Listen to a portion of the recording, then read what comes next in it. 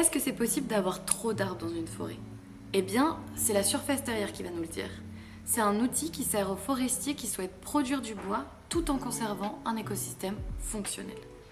Par exemple, ici on est dans l'Aveyron, sur une hêtraie, une forêt de hêtres, plantée il y a plusieurs décennies.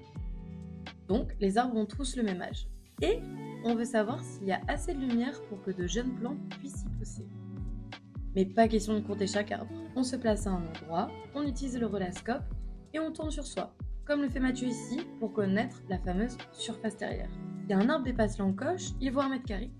S'il correspond pile à l'encoche, alors il vaut 0,5 mètre carré.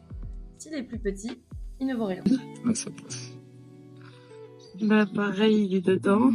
Enfin, il est à l'extérieur. Donc là, par contre, celui qui est au fond, là-bas, le petit, il rentre pas. Ouais. Là, on n'en prend pas, on n'en prend pas. Et c'est comme ça qu'on va évaluer la surface terrière de cette forêt. Ici, on mesure 38 mètres carrés par hectare de surface terrière. On a donc une surcapitalisation forestière. En gros, la lumière n'arrive pas au sol, la régénération est bloquée. Notre objectif, c'est de descendre à 18 mètres carrés, pour un bon équilibre entre ombre, lumière et renouvellement. On va donc retirer environ 15% des arbres. Et oui, pour être expert forestier, il faut savoir compter. Et pour atteindre cet équilibre, il faudra environ 60 ans. Alors on dit merci la surface terrière. Et si vous aussi vous souhaitez préserver les forêts, n'hésitez pas à soutenir notre campagne sur le projet France et à faire un don.